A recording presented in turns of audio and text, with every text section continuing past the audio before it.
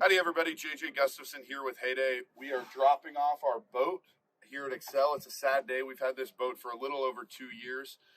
We've taken it all the way. We've gone 3 miles south of the border in Minnesota, and we've gone way deep South Texas. So this boat has literally done it across the country. We've been in big water, small water, shallow, deep, everything in between.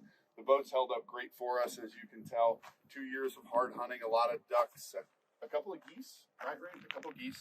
But I just wanted to give you a little rundown about this boat, what we like about it. Yeah, I don't have anything bad to say about this thing. So to start, one of the things that we've done is we've got a swing away tongue here on our trailer. That way we can fit it, one, in the big trailer when we're hauling long, a long way across the country, or fit it in a garage or something like that. One thing that I really like about this boat is we've got the integrated winch here, and so it gives a really mean, really cool look here at the front. We've also got the Quack Rack marine driving system here, which is great. You can aim pods in all directions, which is awesome. I've got a trolling motor mount here. I thought that I was going to fish out of this boat, but honestly, when it came time to hang out in the summer, we were just kind of cruising, so we never ended up mounting a trolling motor here, but we've got that as an option here. We've got these T-rails, which we run, some accessories. The grab bar is up there on the T-rail, but you can put anything. You can put cup holders or fishing pole holders or anything on these T-rails, which we love. I've got the high deck here, and what having the high deck allows you to do is you can have the larger fuel tank. So I've got a larger fuel tank here, which just allows us to go, a couple of days of scouting without having to get, and stop at a gas station. This little mesh bag, I don't know what they call it, and I don't know why it exists other than to just catch a bunch of my crap, which is awesome. You can see there, I've actually still got the winch cord plugged in, but that's where it plugs in, and I've got a little remote here which can run the winch.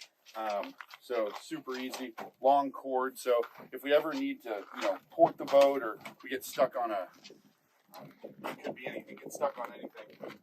I've only had to use it once in 2 years, and I don't know, 50 or 60 hours on the motor. So that's a lot of driving. That's a lot of hunting. I went with an open concept on this boat just so we could run as many decoys as we could possibly fit in here. We've got guys, they'll sit on buckets or coolers or Yeti Go boxes when we're driving as seats. And then we've got these gun wells here, which are great. You can run your spud poles here, put your guns in here, and then fishing rods if you're going to be fishing in the off season.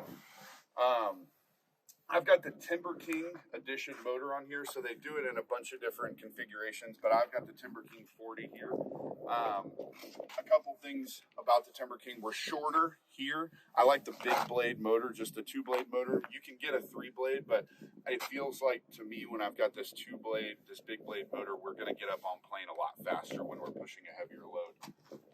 We've also got a cover here for when you're running in the timber and you're running your throttle. If you were ever to hit, some trees or brush or anything, it's not going to mess with your throttle and it's not going to hurt your hand. That might seem like a silly thing if you're not running in the timber, but a guy who does run in the timber, he's going to see that and realize, hey, that's a really valuable feature. We've got an integrated bilge pump, and then all your switches are here. And then one thing that I would really encourage a guy to do if he's looking at getting an Excel is I would go ahead and get your trim up here on this grab bar.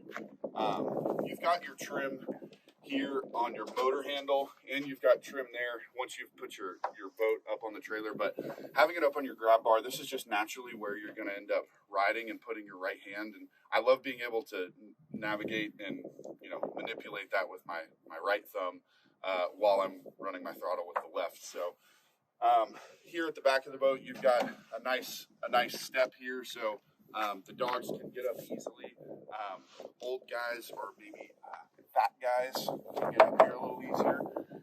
And then lastly, I don't know if you'll be able to see, but we've got spud pole holders here in the back on this side here, and then we've got a spud pole up on the front, the right of the boat.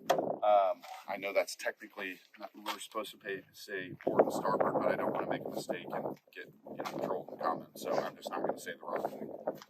But the great thing about that is you can put your spud pole on both corners of the boat, and it's really going to hold the boat in place. So yeah, I just don't have enough good things to say about this boat. It is safe. It is quick.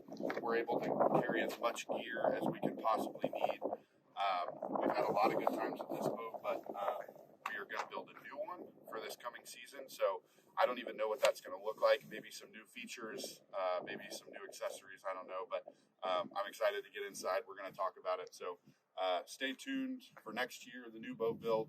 But for now, we're signing off the 1754.